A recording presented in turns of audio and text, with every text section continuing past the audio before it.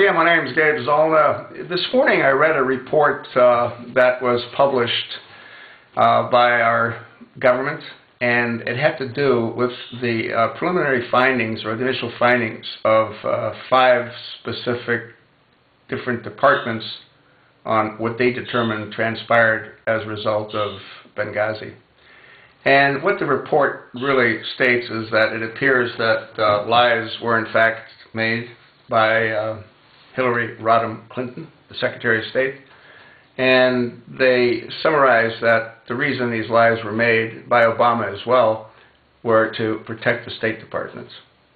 Well, that might be partially true, but I believe it goes much deeper than that. And what I did was I wrote a little story on it this morning, and I'd like to turn that little story into a video.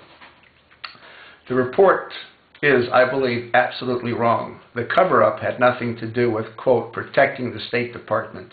There was nothing to protect the State Department from. The cover-up, that is, this criminal administration went to great lengths to lie to the American people, was to distract, divert, and to deceive the American people from the real truth of why Benghazi was attacked on the evening of 9/11 in 2012.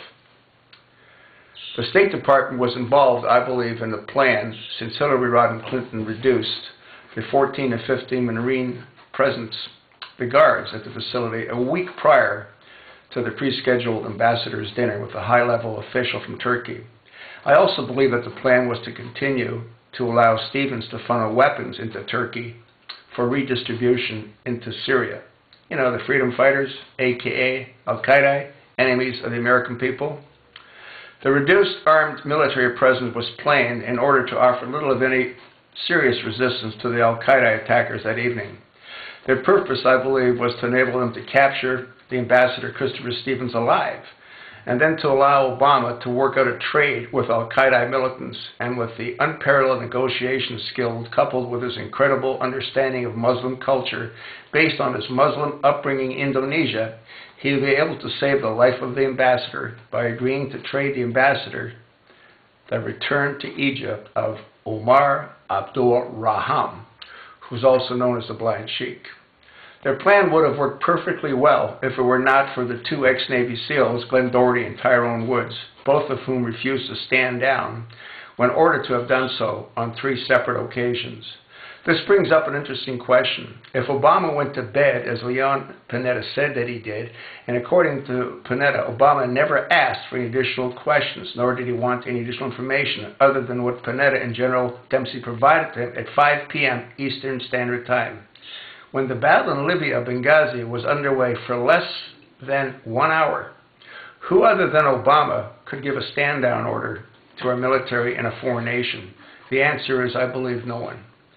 Another question that needs to be asked of Obama, knowing what he knew from Panetta and the facility in Benghazi was under attack, as Commander-in-Chief, how in the world could he simply go and do nothing that evening to provide any assistance to fellow American citizens? Glenn Doherty and Tyrone Woods were true American heroes. They were sacrificed, along with who really knows how many additional American true heroes, since we still do not know how many survivors were saved that evening by the heroic efforts of those 2 ex-Navy SEALs. One has to assume that if there were survivors, there must also have been casualties. The obvious question that poses is how many Americans actually died as a result of the failed plot to kidnap the ambassador that evening. Will the truth about Benghazi, Libya ever be known? I suspect that 50 to 60 years from now it will be, similar to the John Kennedy assassination. A great deal of time had to go by, so many of those involved in that horrific event were allowed to pass away naturally and peacefully. The evidence will one day prove that the lies about the California video was nothing more than a poor attempt to distract, to divert, and to do what this administration always does, which is to deceive the American people. That's what I think. What do you think?